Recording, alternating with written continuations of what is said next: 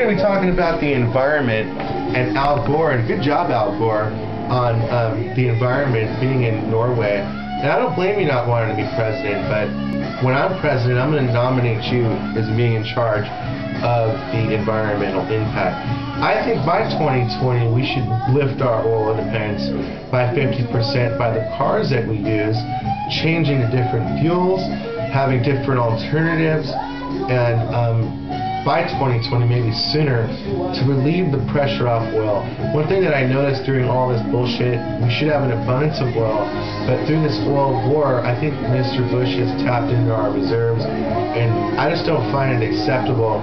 The leadership during 9/11, since 9/11, before the Iraq War, during the Iraq War, after the Iraq War, just last week, this mortgage bullshit. I mean, obviously, you know, people are going to be thrown out on the street because you cheated them on their loans, but that's not your job.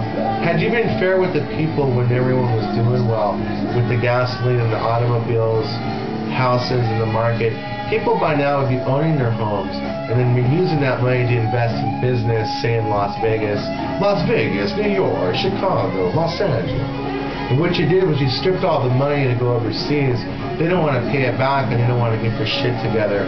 So by Christmas, we're going to be putting an ultimatum. First of all, the benchmark of all, to end the Iraq War. Second of all, we have an idea, and I'm not going to say how we're going to remove you from office. We already described.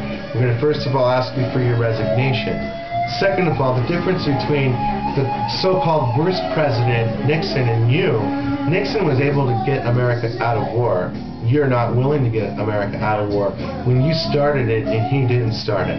That's a very fundamental difference between the two so-called worst presidents ever. One of them for sure, the other one not a for sure. Jimmy Carter might rank right up there. Also President Bush Sr.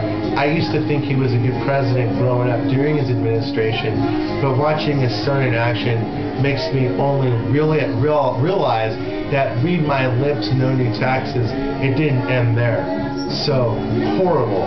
Not only a horrible display of Christianity in a country that is going to start installing Christmas, and we're going to have a peace down there, and then we're going to find out who the fucking terrorists are.